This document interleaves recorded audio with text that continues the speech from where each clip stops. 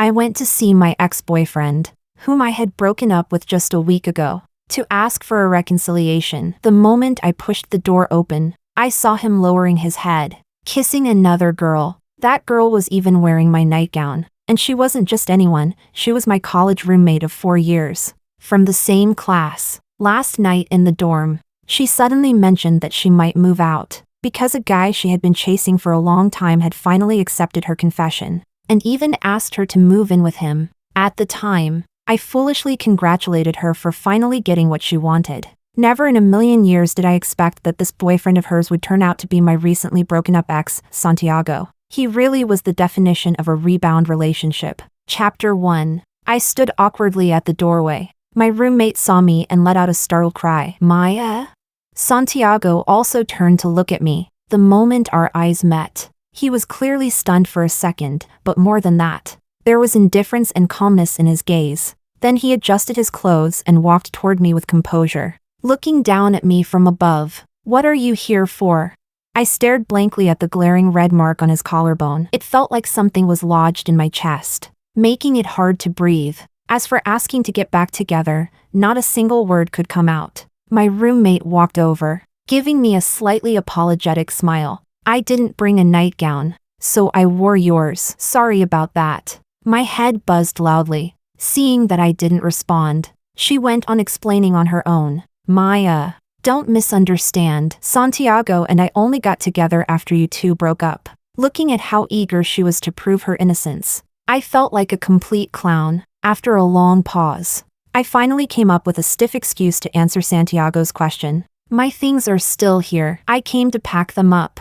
Santiago was silent for a moment, his expression unchanged. Come in. Only after I stepped inside did I understand what that silence had meant. The succulent plant I had carefully grown on the windowsill was gone. The couple mugs and toothbrushes in the bathroom had been replaced with new ones. The curtains, bed sheets, and duvet covers had all been changed to colors my roommate liked. Even the childhood photo of Santiago and me in the bedroom had been replaced with a picture of her. There was nothing left for me to pack. This little home that Santiago and I had once decorated together had completely nothing to do with me anymore. Just 1 week. Only 1 week. All my belongings had been stuffed into a suitcase and left alone in a corner of the balcony, along with my pet dog. Chapter 2. The summer night wind rolled in with waves of heat, and the thick, sticky air made it hard for me to breathe. I crouched on the messy balcony, staring blankly at the listless 3-7 inside the cage. 3-7 was a stray dog Santiago and I had found together on our first date. Because that day was March 7th, Santiago named it 3-7. Back then, he had pulled me forcefully into his arms, leaning close to my ear with a mischievous smile, saying that every time I called 3-7's name, I would remember the feeling of his first kiss. But now, everything had changed. 3-7. I called softly. Its drooping ears suddenly twitched and perked up. When it saw me, it let out excited whimpers, as if it wanted to come close to me like before. But realizing it was inside a cage, it could only sit obediently, wagging its tail at me nonstop. My nose stung uncontrollably, and the surge of emotions could no longer be held back. I rushed into the living room. I don't care about the other things, but 3-7 was abused before. It's really scared of being locked. I know. Santiago cut me off. He glanced at my roommate beside him, his tone indifferent. She's afraid of dogs.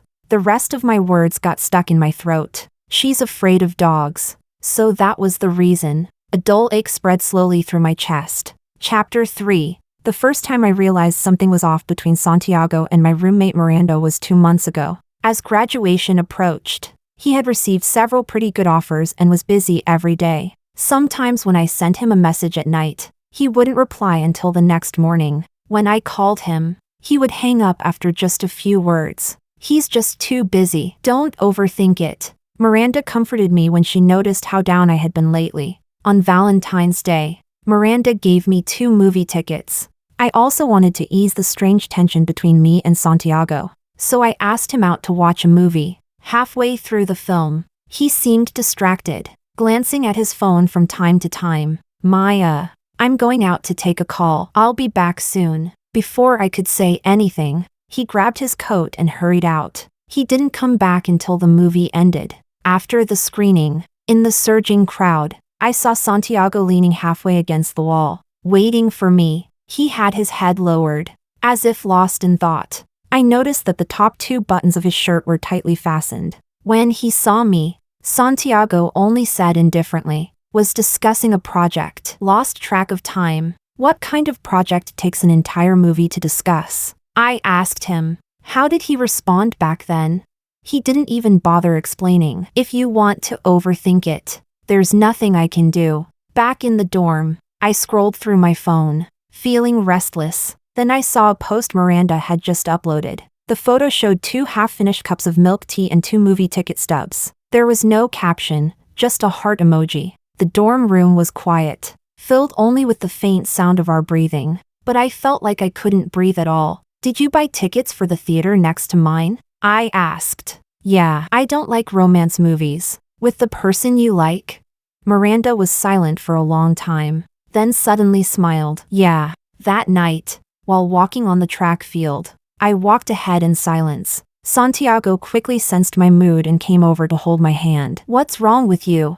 I only said one sentence. Miranda was at that same cinema. The air fell silent instantly, but only for a moment. Santiago held my hand and said, Maya, it's just a coincidence. Looking at the honesty and trace of apology in his eyes, I still didn't pull my hand away. After being together for so many years, Santiago and I had long seen each other as the one and only future partner. I shouldn't doubt his feelings for me based on mere speculation. Besides, Miranda had actually liked someone for a very long time. I had seen his photo. For his sake, she hadn't even dated anyone throughout all 4 years of college. There shouldn't be anything between her and Santiago. There shouldn't be, right? Chapter 4. I don't know if it was just my imagination, but after that day, Santiago became much colder toward me. With thesis defenses approaching, he grew busier and busier. We hadn't seen each other for almost a week, until his birthday. I prepared a gift and carried a cake I had made myself to the place he rented. When I pushed the door open, he was in the middle of a lively crowd, cutting a cake with a group of people. Miranda was there too. She was almost completely wrapped in Santiago's arms, her hand placed over his.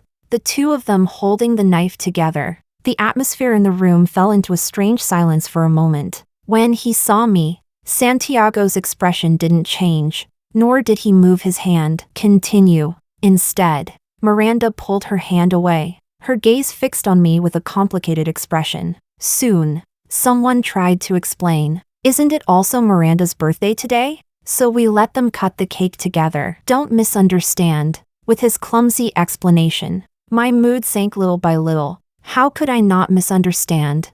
All the grievances, unease, and suspicions I had felt these past days turned into something tangible the moment I saw their intimacy with my own eyes. After the gathering ended, I had a huge argument with Santiago, or rather, it was my one-sided emotional breakdown. I'm your girlfriend. Why didn't you even tell me about your birthday party? Are you really that busy? You have time to cut a cake with her, but not even to reply to one of my messages? Later, my voice was already choked with tears. Santiago, do you still want to be with me? There was that familiar silence again. I held onto a chair and slowly sank down, burying my face in my knees, crying silently. The Santiago who used to tell me everything, who said he would marry me as soon as we graduated, who never let me overthink, had finally reached the point where he had nothing left to say to me. In a moment of impulse, I brought up breaking up. Hearing that, Santiago only replied coldly, Up to you. Chapter 5. On the 5th day after we broke up, one of Santiago's friends came to mediate. That day, we showed up suddenly to celebrate Santiago's birthday. He didn't know about it in advance. Maya. He was wrong, but during this period when he's busy with his thesis, don't you think you were a bit too clingy? Even in a relationship, you should give each other some space, right? Miranda also looked helpless. Maya, I already have someone I like. You've seen his photo. Santiago is your boyfriend. How could I possibly compete with you?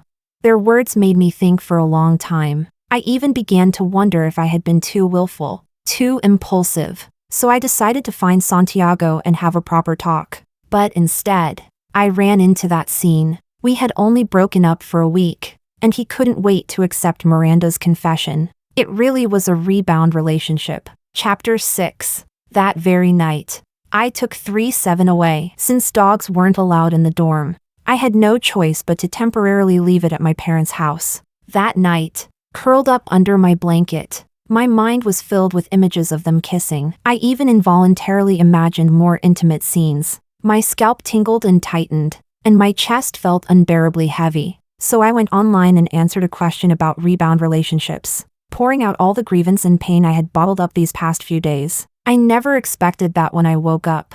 The post had gone viral. The notifications had shot past 99+. Why did he agree instantly the moment you brought up breaking up? Agree with the above. There's no such thing as a rebound relationship in such a short time. It's just giving the third party a legitimate excuse to take your place. Through IP traces and some environmental details I had described, netizens pinpointed our school, and even directly exposed that the people involved were me and Miranda. The post escalated quickly, with a large number of students joining the discussion. Miranda looks so innocent.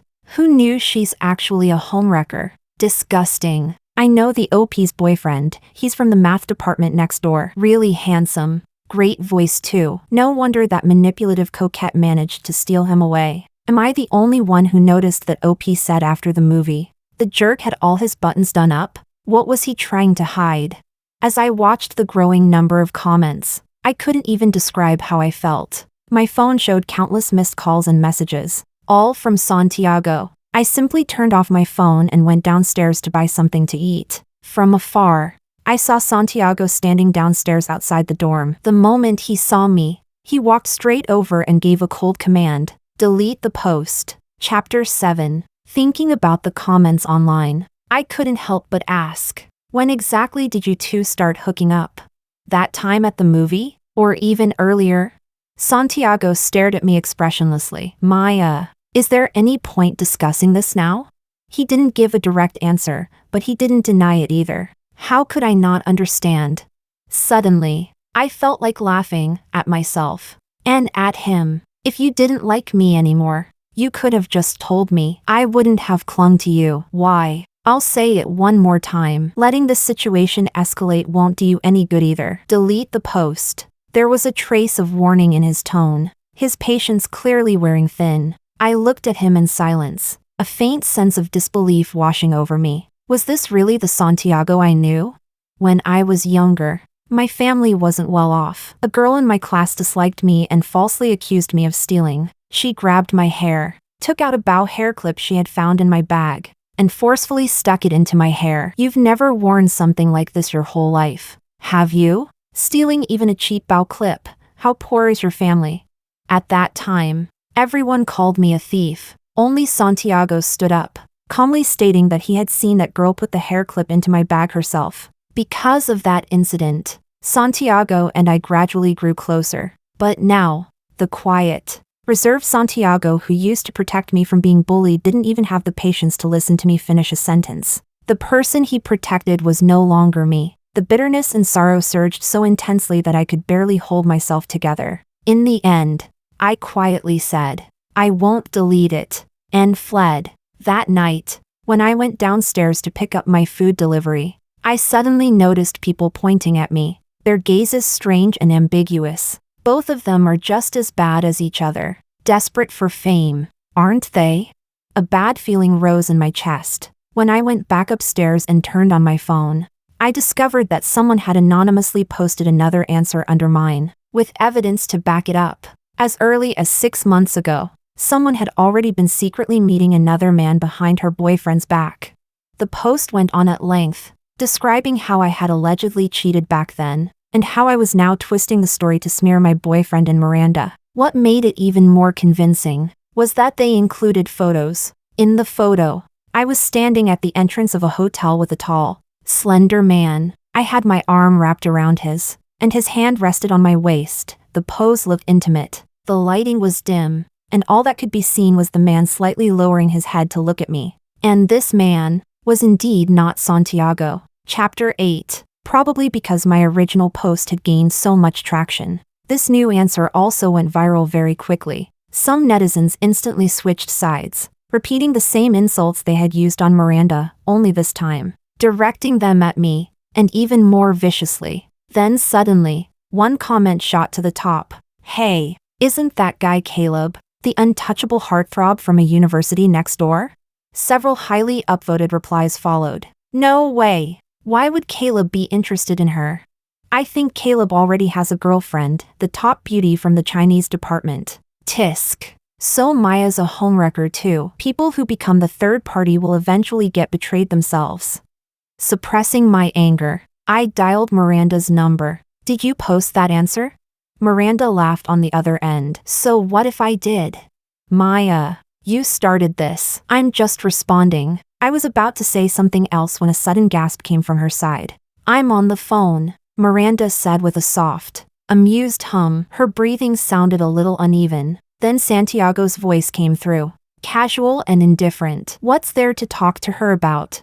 After that, there was no more talking, but I could clearly hear their breathing growing heavier, even the faint sound of a zipper being pulled. I hung up abruptly. My hand, still clutching the phone, trembled uncontrollably. After snapping back to my senses, I belatedly sent a message to someone in my contacts. "Sorry for dragging you into this. I'll handle it properly. I'm really sorry." A few minutes later, I received a reply. "It's fine." Just 2 simple words, but they made me feel slightly relieved. Honestly, I wasn't even that close to Caleb. This was completely undeserved trouble for him. Caleb was a friend of my cousin. Half a year ago, my cousin brought him over to visit me, and I helped them book a hotel. At the time, I was looking down at my phone replying to messages and almost got hit by a passing car. Fortunately, Caleb pulled me back. Miranda was there that day too. She must have been the one who secretly took the photo.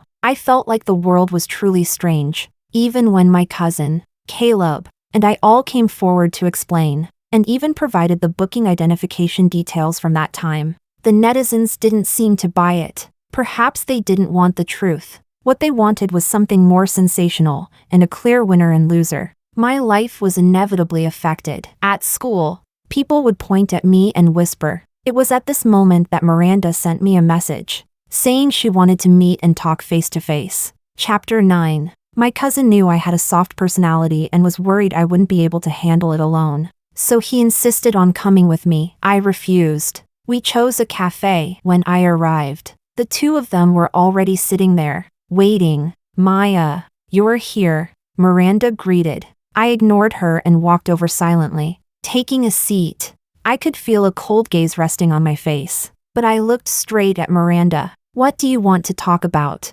"Talk?" Miranda covered her mouth, laughing a little exaggeratedly. "You're not in a position to negotiate with me right now." I let out a laugh of anger. "Miranda, that so-called person you like, it's Santiago, right? You lied to me all along, saying it was someone else." "Yes," she admitted it readily. "It was love at first sight for me." I clenched my hands. "That time at the cinema. Did he go to your theater?" "No." I froze for a moment. "We went together," she said slowly, with deliberate emphasis. "To the restroom." "Enough." I cut her off quickly. I didn't want to hear anything more disgusting from her, even though I had already guessed it. The moment it was confirmed, the pain was still unbearable. "I'm sorry for what happened," she said, but I couldn't hear a trace of guilt in her voice. "I can delete that post about you and Caleb, but you have to delete your post and publicly apologize to me." "Impossible."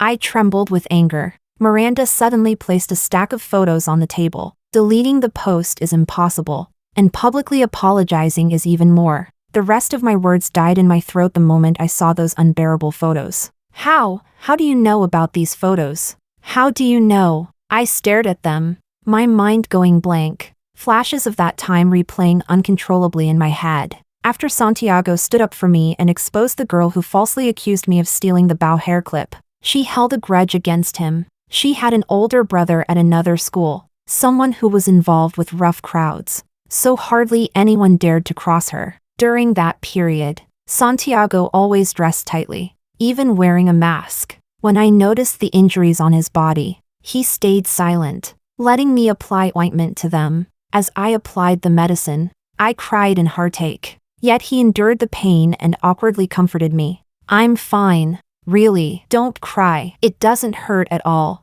Later, one day, when I passed by an alley, I saw his fingers being stepped on by that girl's brother. Ground into the ground over and over. That's when I realized what he had been going through all those days. At that time, I didn't think, I just rushed over, pushed the man's foot away, and told them to let Santiago go. I even warned them that the school security would arrive any moment. Then he grabbed my jaw tightly. He clearly didn't believe me. He looked me up and down, smiling with amusement. Security's coming? You won't live to see that. But if you let me take a few pictures, I'll let him go. I struggled desperately, but it was useless. Tears streamed down my face. Santiago had already lost consciousness by then.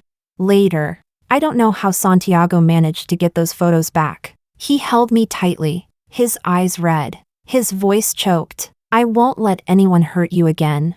If you insist on not deleting your post and refuse to apologize publicly, I can't guarantee these photos won't get leaked. What do you think your parents will say if they see them? What about the netizens? Miranda's voice pulled me back from my memories. But how did Miranda get those photos? How could she possibly know?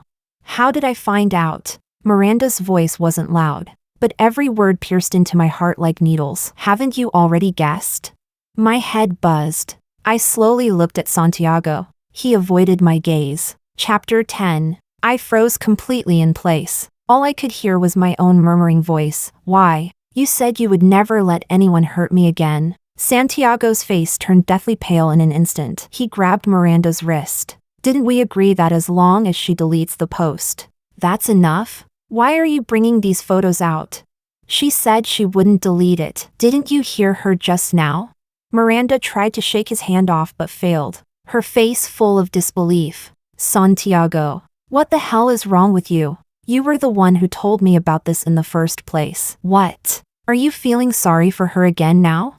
Santiago froze. After a long moment, he turned stiffly to look at me, his Adam's apple bobbing. Maya, believe me, I didn't think she would.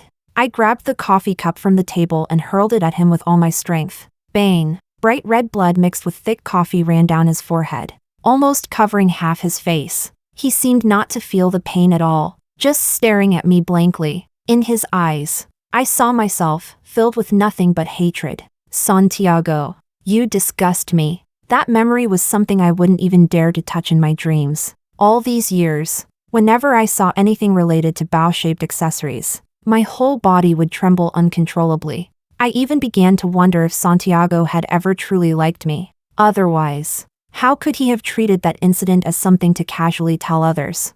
Perhaps because of the commotion on our side, people around us began whispering, "That girl looks familiar. Isn't she the one who stole someone's boyfriend and then got cheated on too, Maya?" Yeah, I've seen that photo too. Some people even raised their phones, ready to take pictures of me. What are you filming? Santiago roared, startled. They quickly put their phones away and left. I won't delete the post, and I won't apologize to you. Miranda stared at me in shock. Aren't you afraid? I flipped my phone over on the table. The screen showed that it was recording. After saving the recording, I held the phone tightly in my hand. You can release those photos right now if you want. I met her gaze calmly. But the moment you do, it becomes a crime. I'll call the police and hand this recording over to them. Miranda's face turned pale. After a long pause, she finally forced out a sentence through gritted teeth. Aren't you afraid of those photos being seen by others at all?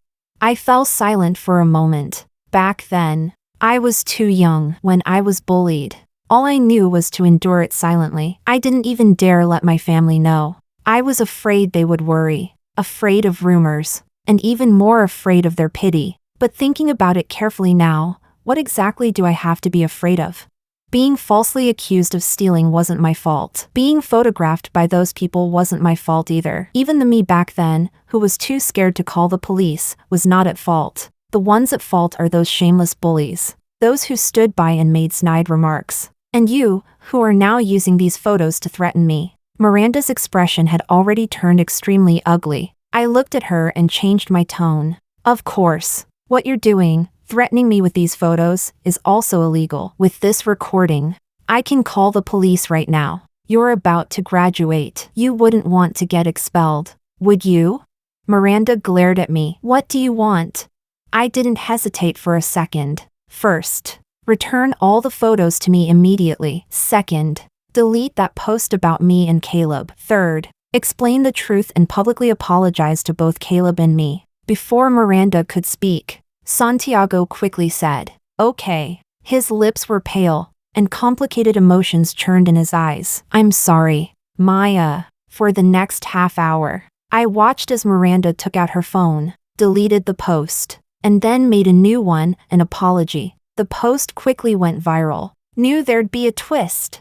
A homewrecker is still a homewrecker, good at stealing men and even better at spreading rumors. Sigh. Maya's kind of pitiful. As I gathered the photos from the table, I asked, "Is that all?" "All of them are here," Santiago replied in a low voice. "Maya, you don't have to be so guarded against me." I ignored him. After putting the photos into my bag, I turned and walked out of the cafe. I think I heard Santiago calling my name behind me, but I didn't turn back. After leaving the cafe, I called my cousin, only telling him that everything had been resolved, without mentioning the photos. After hanging up, I stood by the roadside in a daze for a while. When I finally came back to my senses and was about to call a ride, a figure walked out of the cafe. It was Caleb. The moment our eyes met, he seemed slightly stunned as well. He nodded at me. Maya. Chapter 11. We found a place outside to sit down. I watched him order a few desserts from the waiter and asked, "You saw everything?" Caleb seemed to consider for a moment, then nodded. "I was sitting at the table right in front of you." I fell silent. "You handled that very well just now." He looked at me. "If you hadn't recorded it in advance, things probably wouldn't have gone so smoothly, and they probably didn't expect you to record it either." I gave a faint smile but said nothing. Caleb smiled too. "Your cousin said you have a soft personality and asked me to check on you while I was here for something. Turns out, you didn't need me at all." At that moment, the waiter brought over the desserts. I took a bite of the pancake with my fork. If the me back then had even 1/10 of the courage I have now, maybe I wouldn't have been bullied like that. But Caleb shook his head. "That's not the way to put it. If those perpetrators back then could have restrained even 1/10 of their malice, they wouldn't have bullied others. If those bystanders back then hadn't been so silent, they wouldn't have caused secondary harm to the victim." Caleb looked at me, his eyes gentle yet serious. "That's the right way to say it." I stared at him, stunned. Managing oneself has always been something that should be said to the perpetrators, not the victims. Isn't that right?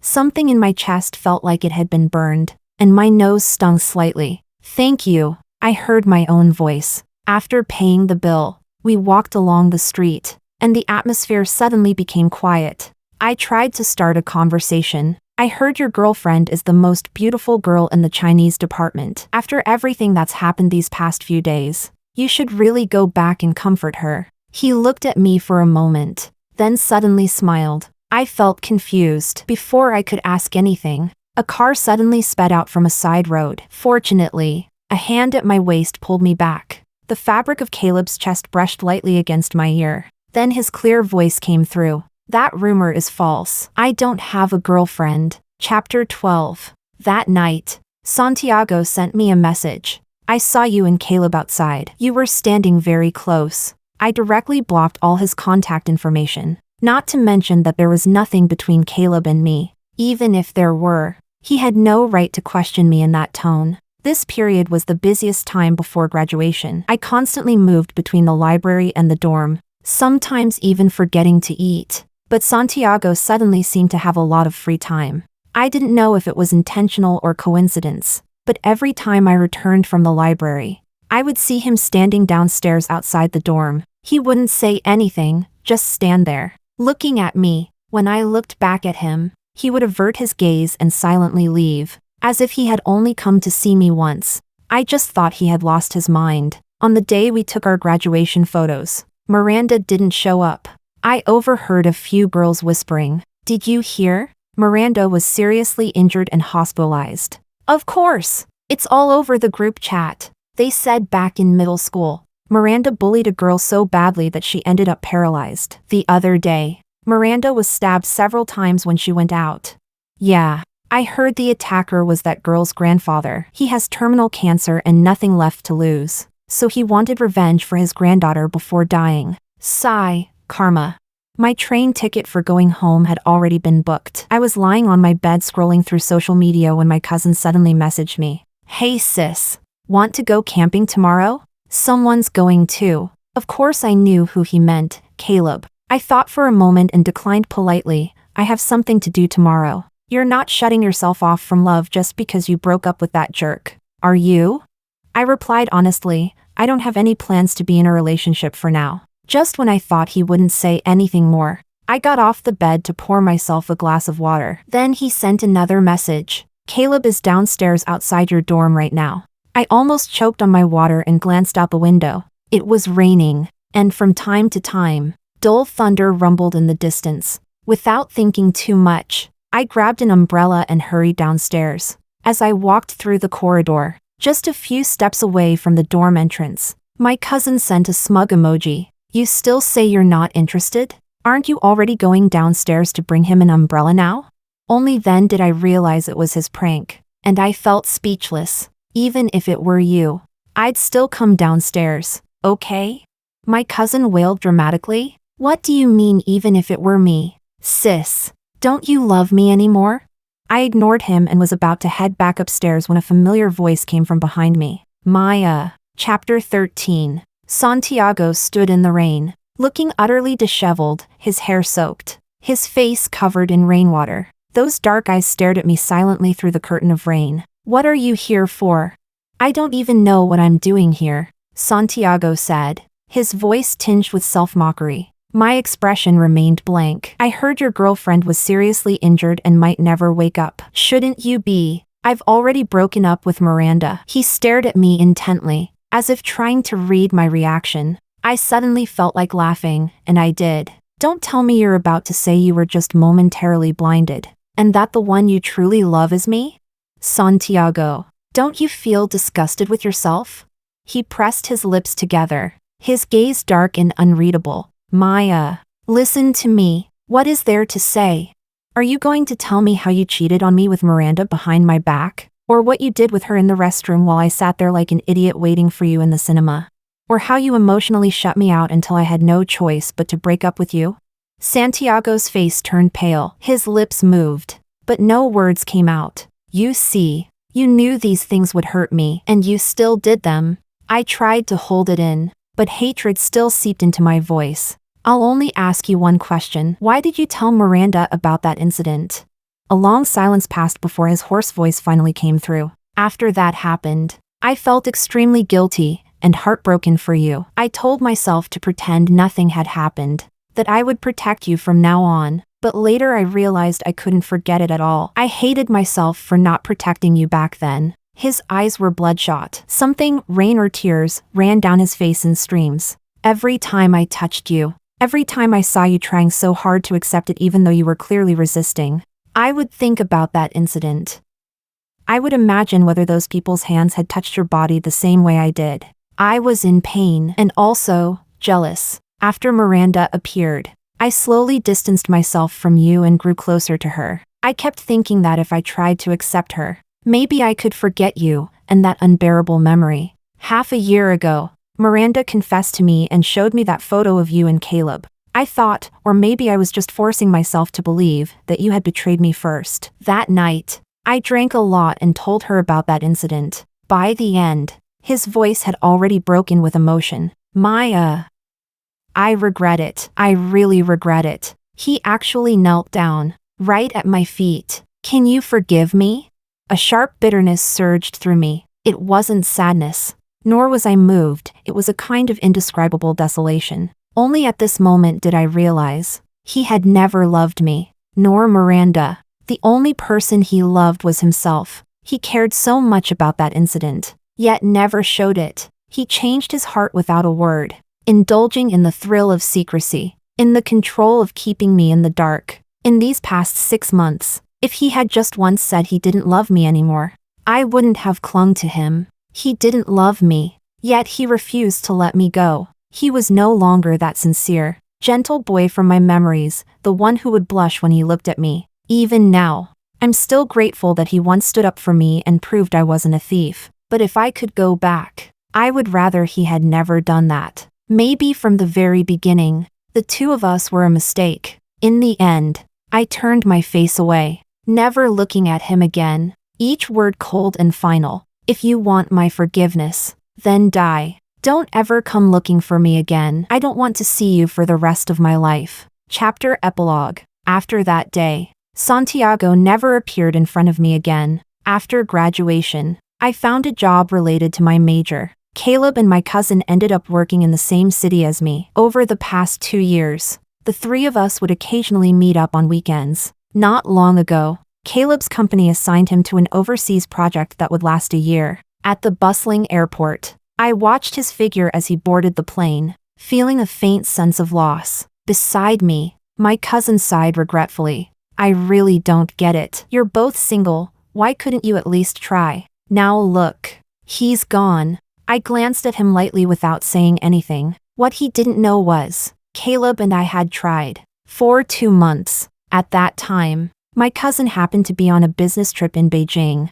One night, I had acute gastroenteritis. In a daze, I called Caleb. When I woke up, I found myself lying in a hospital bed. With Caleb beside me, he had stayed there the entire night. During that period, Caleb took good care of me every day. He would drive over to pick me up from work, and we would go back to cook together. Over time, without saying it out loud, we naturally became a couple. After dating for 2 months, I accidentally found out that Caleb would be going abroad for a year. After thinking about it for a long time, I brought up breaking up with him. That night, Caleb's movements suddenly stopped. He looked at me, his voice slightly hoarse. Why? I instinctively turned my face away and tried to keep my tone calm. I don't believe in long-distance relationships, let alone long-distance across countries. The bond one had with Santiago, so many years, so many shared memories, had still ended with him changing his heart. Let alone Caleb and me, who had only been together for 2 months. It wasn't that I didn't trust him. I was just afraid that after giving it my all again, I would still end up with an imperfect ending. Instead of regretting it later, it's better to cut losses now. Caleb turned my face back toward him, leaning in slightly. What if I say, I won't go?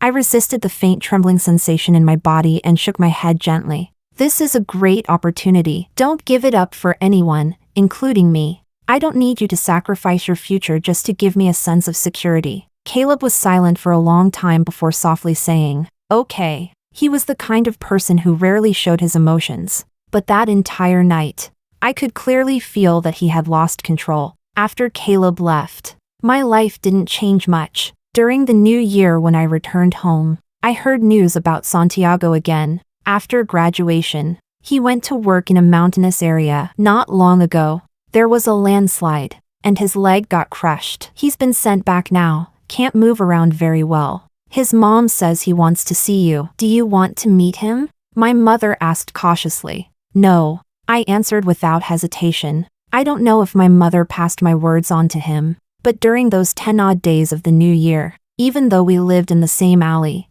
we never ran into each other once. And in the years that followed, we never met again. Half a year later, my cousin got married in a flash wedding. When the bride tossed the bouquet, I had just finished a call with Caleb. Strangely enough, even though we had broken up, Caleb and I had never lost contact. He would often message me about interesting things he encountered abroad, say goodnight according to my time zone, send gifts during holidays, and even help me with some work-related issues. It felt almost no different from before we broke up. I was lost in thought when something suddenly flew toward me. Instinctively, I bent down and caught it. When I realized it was the bouquet, I couldn't help but laugh. Then I heard Caleb's deep voice. Maya. I froze. Then I glanced at my phone. The call had clearly already ended. People around us began cheering, my cousin the loudest of all. Suddenly, I realized something. I looked up into the distance. Caleb stood amidst the noisy crowd, hands in the pockets of his coat, gazing at me calmly. After all these years, The way he looked at me hadn't changed at all. As he walked toward me slowly, shock and disbelief intertwined into something unreal. Wasn't it supposed to be a year? The project finished early. He smiled lightly, then naturally pulled me into his arms, resting his chin on my shoulder. Maya, I missed you. Feeling the comforting warmth from him, I suddenly realized something. Time and distance were never the real problems. Determination and love were. If someone truly loved you and was truly determined, no matter how busy they were, they would make time. No matter how difficult things were, they would find a way. If you truly mattered to someone, both they and time would stand on your side. Not long after, I got married. As Caleb and I exchanged rings, my cousin's applause was so loud it felt like his hands might break.